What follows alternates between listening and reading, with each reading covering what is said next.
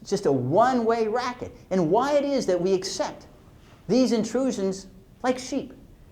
Remember, Edmund R. Murrow, during the height of McCarthyism, said, correctly, a people of sheep will get a government of wolves. A people of sheep will get a government of wolves. We can't let that happen here. We can't let that happen. Now, maybe the audience says, well, I'm just overstating things. We don't have a police state. No one's shutting me down now, which is true. But things can change quickly overnight. We should never forget that. Liberties can be lost very, very quickly. And we're living under a legal architecture where all of our rights now really are at the indulgence of the president. It may well be, because we haven't had any attacks here for a while, there's not quite a clamor for the president at home to exert these powers to the fullest, but depend upon it.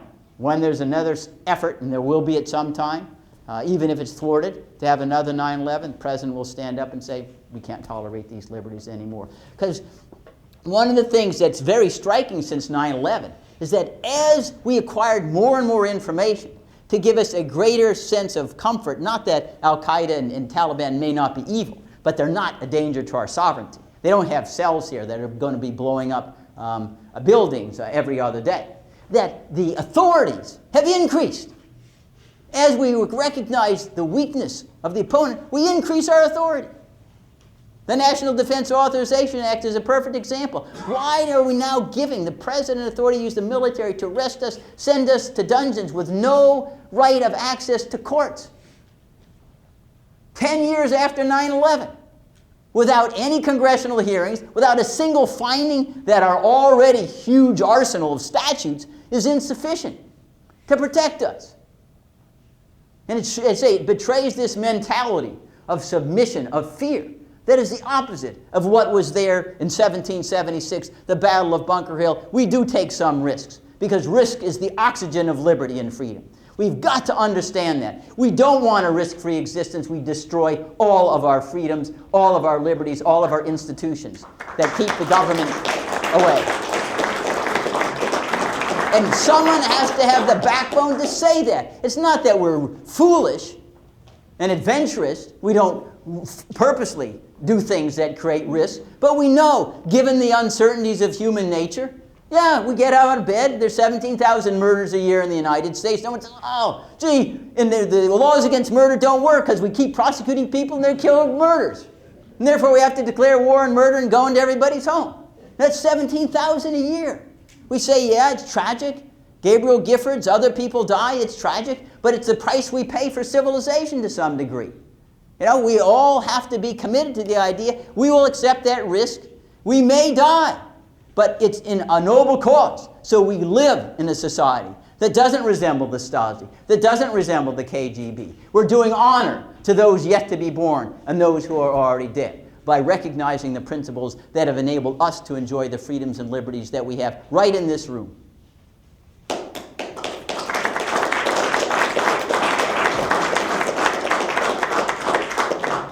Now then we can go to another presidential abuse, which is the idea that he can spend money on military adventures through the Federal Reserve System, trillions of dollars, unaudited.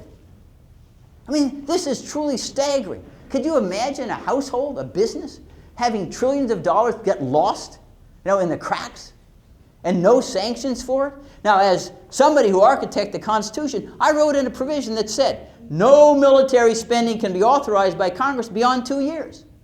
We didn't want the military to have a huge pot that they could always tap whenever the president wished to engage in adventurism. This is a way to force Congress to re-engage the need for military action every 2 years. And that's just out the window. If you can't even account for $2 trillion, how do you know you're spending within the 2-year limit? And Congress simply shrugs its shoulders. It says, well, as long as Boeing has a plant in my district, I'll overlook it, Yeah. Or Lockheed Aircraft or one of the others. But in some sense, these derelictions fall at our doorstep. Because we the people are still sovereign. And we understand, I think, that one of the explanations for why there's so little effort to try to restrain the abuses is because no one feels that they're job, their election is in jeopardy because the American electorate and the American culture is complacently accepting it. We need to understand democracy is a collective endeavor. What the Founding Fathers understood as well. Your eyes and ears aren't there criticizing the government, just means more likelihood the government will abuse power, will abuse principle. You don't have an option to be a spectator in a democracy. It may be not enforceable in a court of law, but we are all morally obliged to be active citizens. That's what it means to be an American of the United States. And this is something that we neglect at our peril. If you look and examine Congress today, the reason why they're so weak, so pallid, so effete, is because they feel it doesn't matter whether we've yielded and surrendered all of our powers to the president, we'll still get reelected because the voters really don't hold that against us. If we never do anything or say anything, they'll send us back. And part of it is through redistricting, but that is a minor element here. So we, the people, have to regain the high ground by telling those members, you don't exercise those powers. You don't insist on deciding on war and peace. You don't insist on deciding whether or not habeas corpus is suspended. You don't insist on deciding whether money is going to be spent for one purpose or another. You will never get my vote. You will never get my vote. And the other element that's got to be changed is no longer with this complacency. Well, the government knows everything. They have this secret evidence. They have this secret spies. And therefore, who are we to challenge the government? That is the opposite mentality of a United States citizen. We always question the government. Not foolishly. We say, well, show me why that's persuasive. You know, did you get it right with weapons of mass destruction in Baghdad? Did you get it right, the domino theory in Vietnam? You make mistakes all of the time as well. And since we pay the price in our liberty and our lives, it's our wives, our husbands, our kids that go fight and die. It's our money that gets spent to fight them. We get to know what the facts are. We don't want all this obfuscation.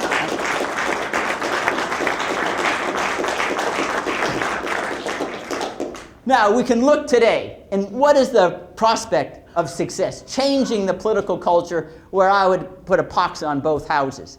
Both the Republicans and Democrats conceive of politics like a football game. Dallas Cowboys against Redskins. Our loyalty is to the team. No. When I was president, the loyalty was to one thing only. America and Americans. Everybody wins. No one loses. That's what adhering to principles is about.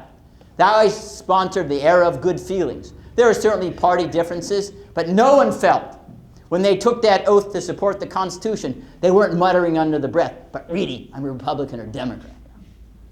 Which is what goes on today. Which explains so many of the constitutional derelictions. There's only one oath I put in the Constitution, to swear to uphold and defend the Constitution, period. Political parties don't even make a cameo appearance. We didn't want them, right? We didn't want them. Now, we should never be discouraged if we look out at the landscape today and say, gee, what I'm saying is the president delivering an ex officio State of the Union message 195 years after I left office, it just seems so bleak. What I'm saying seems so wrenching, so disparate from the current discourse. You know, it's just hopeless. But we need to remember this to inspire us to go forward. The first person who said slavery is evil was killed, and we don't know who he is. The first person that women need oppression lifted from their necks, we probably don't even know who that person is. Someone, someplace, sometime has to stand up at some point and say, this is wrong. And we struggle whether we win, whether success is greeted in our lifetimes or not, it doesn't matter in some sense. We inherit ideas that have lived for centuries, whether it's Shakespeare, whether it's Socrates, or whether it's Plato. And so what we do, what we say here today, I would hope will live for the ages. I don't want to over-dramatize things, but these are the fundamentals that changed the world in 1776. That's what Emerson said, a shot heard around the world. And it has to start someplace. And let's start it today. Thank you.